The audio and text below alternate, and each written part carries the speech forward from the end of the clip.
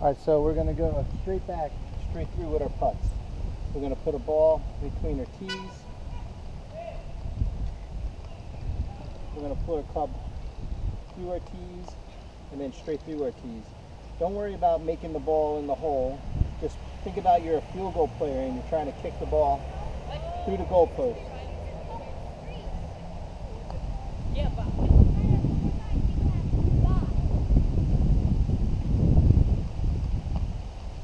Just work on going straight back, straight through.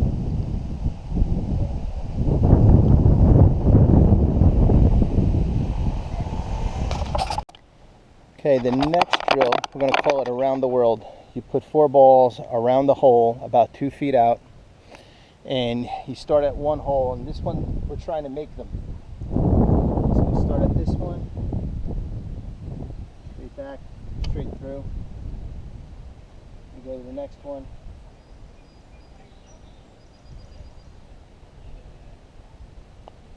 Straight back, straight through.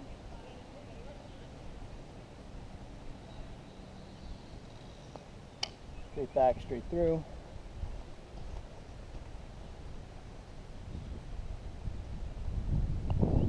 Straight back, straight through. And once you have made all 4 in a row, now we're going to take it out a little further. All right, so we'll start with this one over here.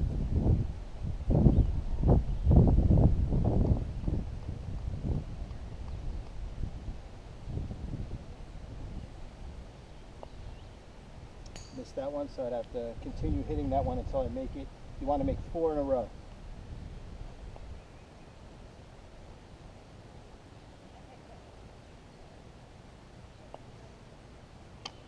So this next drill is a speed drill. We're going to start off at 8 feet, and the objective is to hit the ball, and you got to make it past the hole, but not further than where the club is. You got 3 shots to do it, and if you make all 3, then you go back to 12 feet.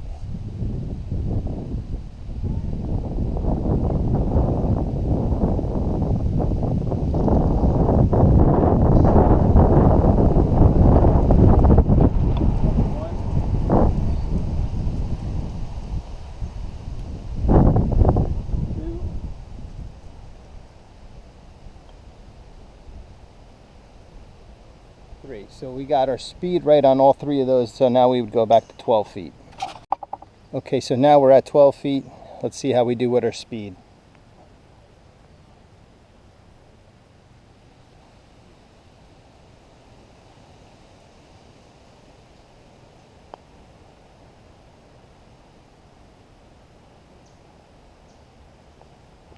So as you see, I went a little long, and I would start all over until I get all 3 to work from that distance.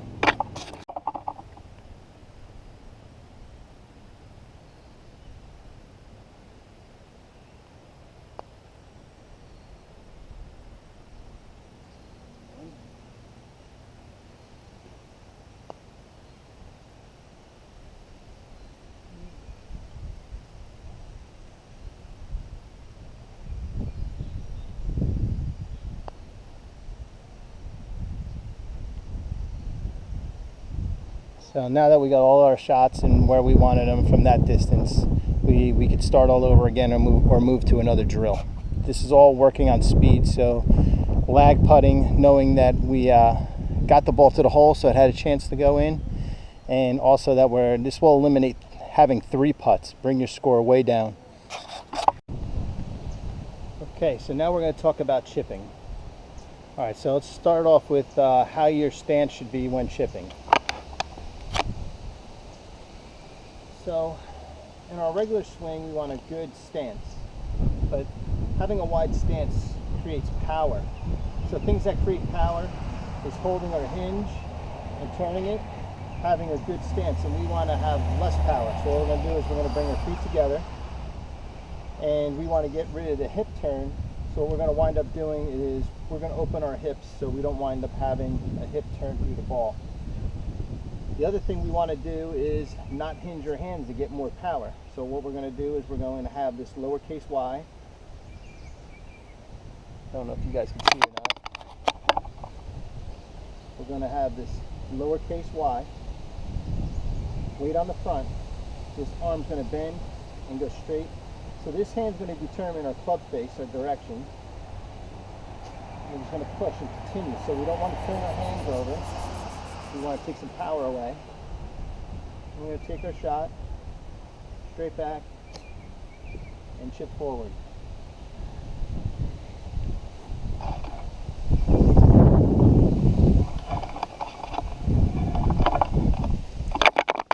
So if I had a chip like this, and my target was the far flag, I'd wind up using a club like a pitching wedge, and I would be thinking about a landing zone. So a pitching wedge, how far the ball goes in height in the air is about the same length it's going to travel when it hits the ground.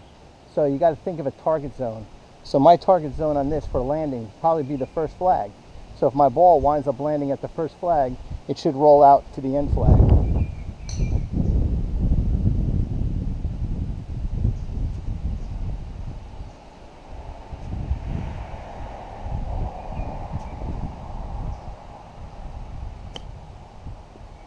And I hit my target and didn't quite make it. So let's try the next one a little bit further distance, get it past the flag, and see if it rolls out the whole way.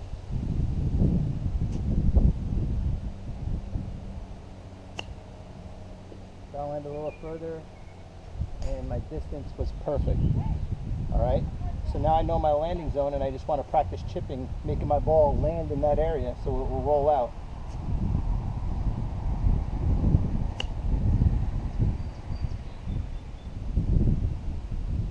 Working on distance control. So we're working on distance control. You come up with a landing area. My landing area was just past the first white flag, so my ball would roll out all the way to the end flag. Okay, for my next stroke game one, I'm going to change my clubs to a 56 degree sand wedge. And now the reason I might wind up using this is, say I don't have a lot of green to work with. Say my flag is right there, the first white flag. So I'm going to take the same stance. I'm going to wind up taking the same stance.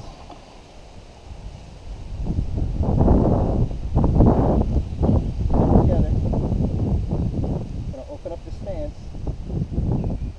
Weight on the front, lowercase y. And push it through. My landing zone I would want just on the fringe of the green. Let the ball roll out.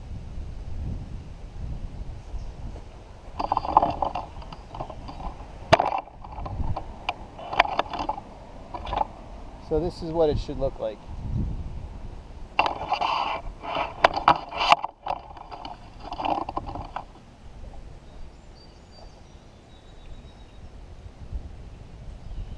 Trying to land the ball right here so it'll roll out.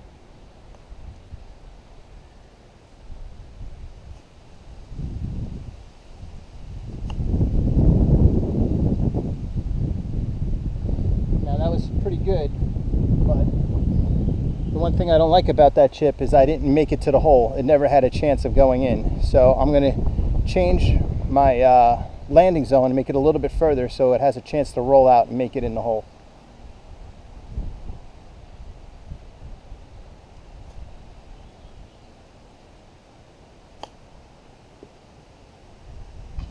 And it goes in the hole. So that was a good shot. I hit my landing zone and it went in the hole. Now I'm going to talk about a common mistake that guys that chip the ball make. And they come down at too steep of an angle thinking they're going to put spin on the ball. And they chop and the ball stops right at the ground. So this is kind of what it would look like when they make a mistake.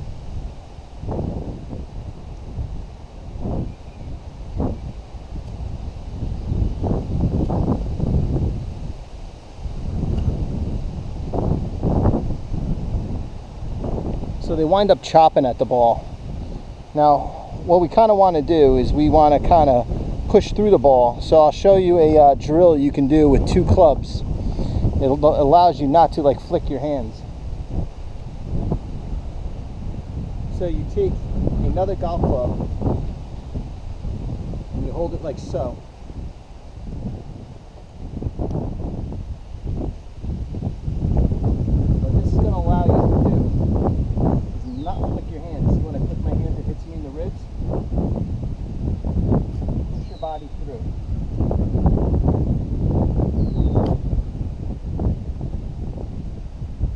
lot better results. So we're going to want to flick our hands, chop at the ball.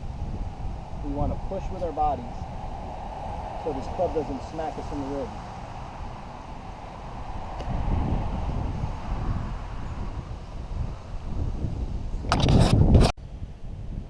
So guys, go out and practice these golf drills, and I promise that your short game will get a lot better. You'll wind up having a lot less 3-putts and a lot more 1-putts. You chip it nice and close within a couple feet, you make that 2-footer, and you save yourselves par, and you make more birdies. Practice these, try it like 2 or 3 days a week, and next year when you're playing some high school golf, your scores you'll see will be way down.